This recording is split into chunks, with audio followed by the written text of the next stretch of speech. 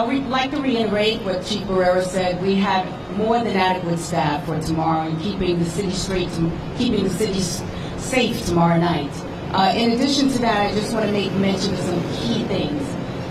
We are strongly suggesting that everyone uses public transportation at 4 a.m. in the morning on December 31st.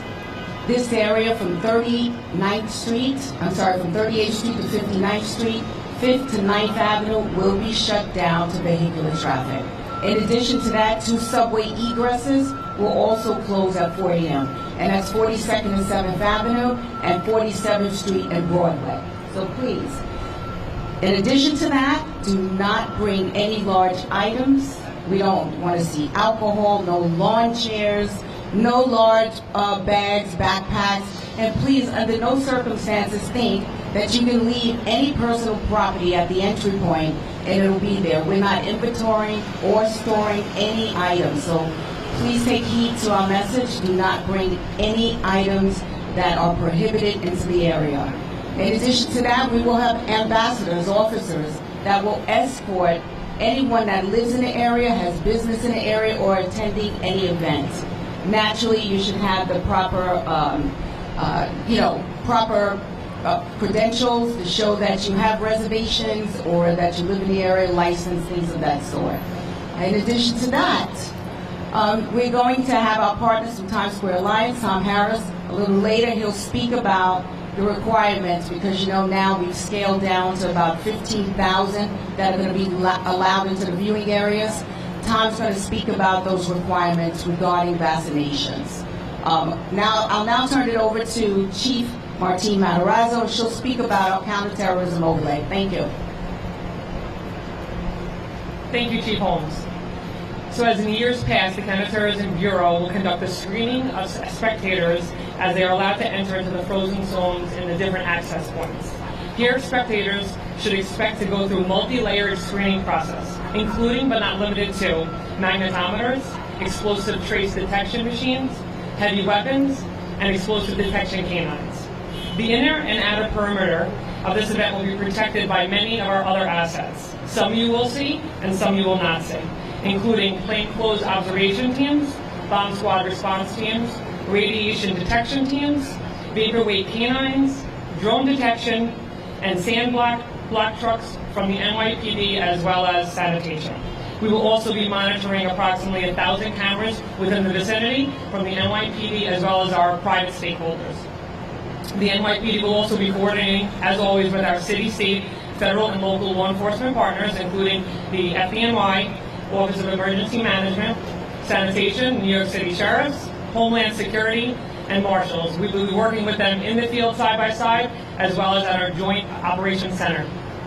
But the public, as we always say, you are our key. If you see something, say something. Either grab a police officer or please call 1-888-NYC-SAFE. You are our partners in this mission. I would now like to introduce Chief of Intelligence, Thomas Galati.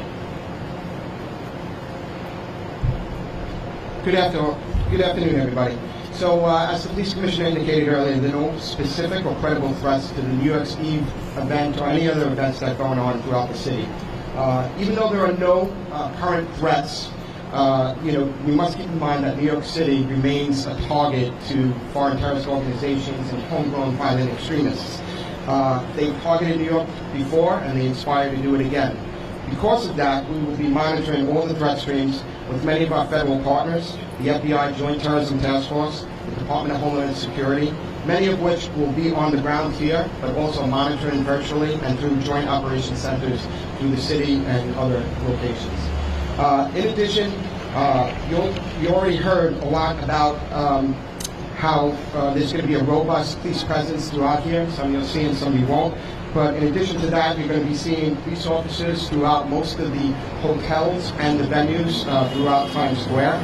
This is also working very closely with the hotel security directors. This is so that we have a robust presence around the hotel venues to ensure quick and seamless access if any threat is posed from any of the hotel rooms that face Times Square. We will also be monitoring events going on throughout the country and throughout the world with our domestic and our international liaison program, where we have 14 NYPD detectives stationed all around the world. Finally, I want to encourage anybody who sees what they consider suspicious activity to report it to the NYPD through the 188 New York City Safe Hotline or through 911. The Intelligence Bureau has a leads team that works 24 hours, 7 days a week that will respond to any suspicious activity. I'll now turn it over to Tom Harris from the Times Square Airlines. Thank you very much, Commissioner Shea and Chiefs. We are very excited to welcome visitors back to Times Square this New Year's Eve. Make no mistake, that would not be possible without the hard work and tireless effort of the New York City Police Department, that day in and day out helps protect the city and helps protect Times Square, and we owe them a debt of gratitude, and we should thank a police officer anytime we see them standing in post. This year, we're going to be welcoming visitors who are fully vaccinated with masks into Times Square. We are adding one layer to an already perfect system that the police department has worked on years in and years out. Just upstream of where the Counterterrorism Bureau is going to be screening people, we will have vaccination checkers. We will check ID and vaccination status and make sure that people have masks on. If people don't have masks, we will be providing for them. Again, our goal is to have a safe and responsible event for the world to see. And if people can't get to Times Square, they can watch the events on our website at tsq.org. Thank you very much, Commissioner Shea, for your work over the last 30 years to Times Square and for the city. We owe you a debt of gratitude. I think we've run through the course. We'll open it up to questions on topic first. Yes, sir. I think the pandemic has changed literally, all of our lives over the last 2+ years, including this event. It's something that we have to adapt to. Certainly, I'm sure somebody will bring up the topic of members of the service that are out sick. We're at the highest level that I've ever seen in my career. When you look at March of 20, we peaked at 19.8%, 20%. We hit 21% today. But I got to give it to the people behind me and that are back at headquarters, just the planning that has gone into this event, from canceling days off to moving people around to putting people on steady tours to doing what we do best. And we're in good shape. We're in good shape not just for here, but for all 5 corners of New York City to make sure we have enough officers on the street. And let me just echo Tom. Tom, thank you very much. But thank you to all the officers that are out here today and every day over the last 30+ years keeping New Yorkers safe. I owe them a debt of gratitude.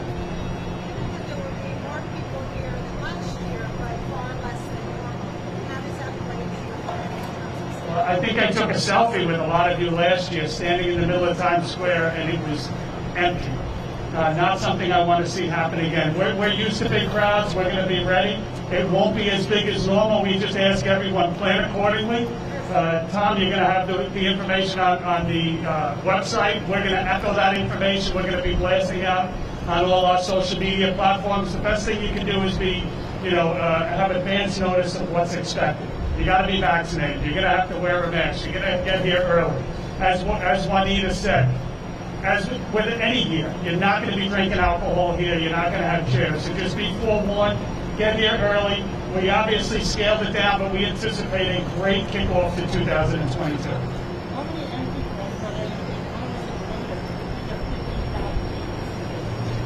I'm going to turn that to Steve Hughes. Steve, entry points. Yes, we have 8 entry points, 4 on 6th Avenue and 4 on 8th Avenue. We've been working with Tommy Harris and Times Square Alliance to get the people in. We're just going to reduce the crowd size in each of the viewing areas, so there'll be an area for people to move around. So once we fill up in a location, we'll close the entry points at that time. Rocco.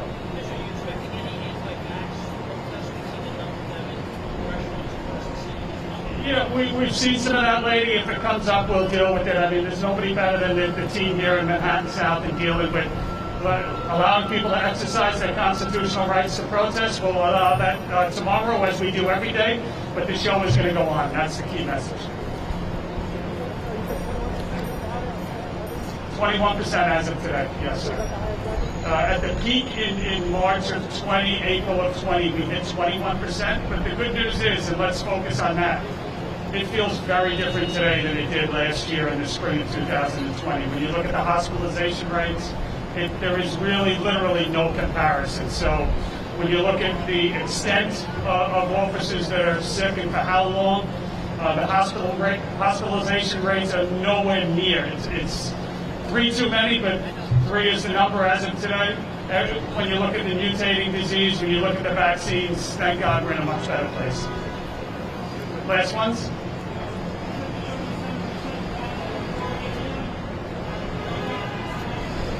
Yeah, I'll turn that to Steve or Juanita. No, around 4 a.m., we're going to stop the traffic on Broadway and 7th Avenue. That permits the production crews to bring their equipment in to set up the stages and all that. So we generally close it from roughly 42nd Street up to 57th Street at that time. And we'll divert the traffic out of the area.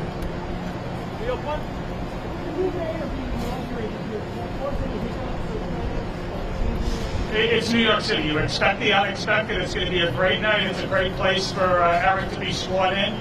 So it's, you know, I thought it was a party for me. Maybe we'll share the party tomorrow, but half for me and half for Eric. Any other questions? NYPD officers be checking masks and vaccinations, or is that going to be other? Wait, listen, the expectation is pretty clear, and we'll set it one more time. If you're coming out tomorrow, let's have fun. Let's do it in a safe environment. You're going to wear a mask, and that's the expectation for everyone. So, as I think Tom said, and many of us had said, there's going to be people checking as they screen in. We're going to have magnetometers as well. This is the world we're in. So we're going to be checking for multiple things. We'll have people checking for vaccination status. That won't be handled specifically by the NYPD, but we'll be working hand in hand all together, one collaborative effort to make sure everyone is safe and has a great time. Yes, sir. Last one. Absolutely. There will be sand trucks employed. That's part of our counterterrorism overlay. Thank you, everyone. Thank you.